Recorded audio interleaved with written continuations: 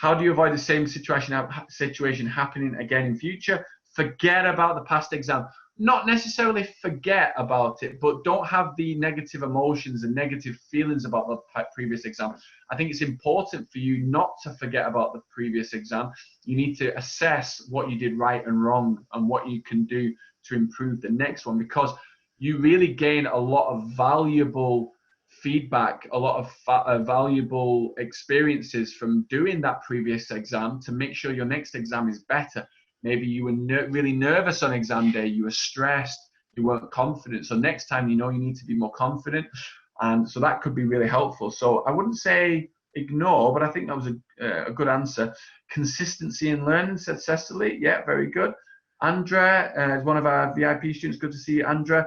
Doing it better each time and correct your mistakes. Well, get a teacher to correct your mistakes. So now, Andrea, you're in our program. You will get your mistakes corrected on a regular basis. But yeah, consistent improvement is important. Learning from your previous mistakes, Mahino, but you need to know what your mistakes are. Some people don't know what their mistakes are, so it's really important.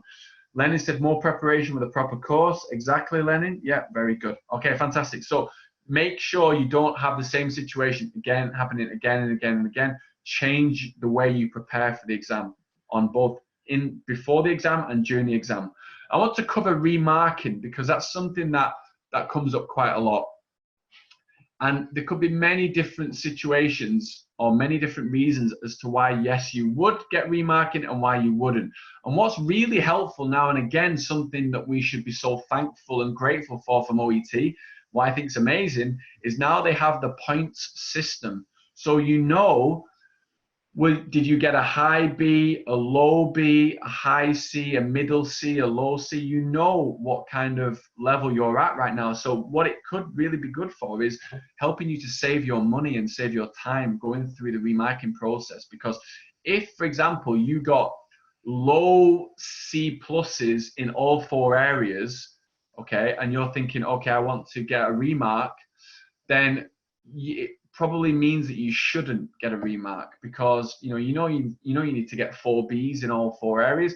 If you're getting low C pluses in all of them, it's very, very unlikely that they're going to remark and give you 4 Bs in all 4 areas. So it kind of shows, for example, okay, the situation you might ask for a remark is you get 4 Bs and you know that you need 350 to get a B. And maybe you only got 340 in writing, and you're so close to passing, that would be a situation where perhaps you could go ahead for remarking. However, one thing I will say about remarking is that OET, I've had meetings with OET about this. They go through a very, very, very thorough process of checking whether someone is, whether this student's grade stays the same or whether it gets upgraded from a C plus to a B. So there's generally there's 2 teachers, I should say 2 examiners who are actually teachers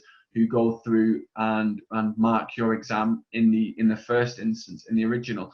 And if the scores are, for example, quite different between the 2, they might get a 3rd examiner to do it. In the remarking process, again, it's also a very thorough process. I think it goes through a couple of teachers as well, 2 or 3 teachers as well in the remarking process. So they are thorough. But yeah, going back to before you decide to do remarking, in the original examination checking, where they're checking what your grade is, it goes through a very thorough process. So it's unlikely that they will remark because they've been so thorough and so they've spent so much time and energy on your examination.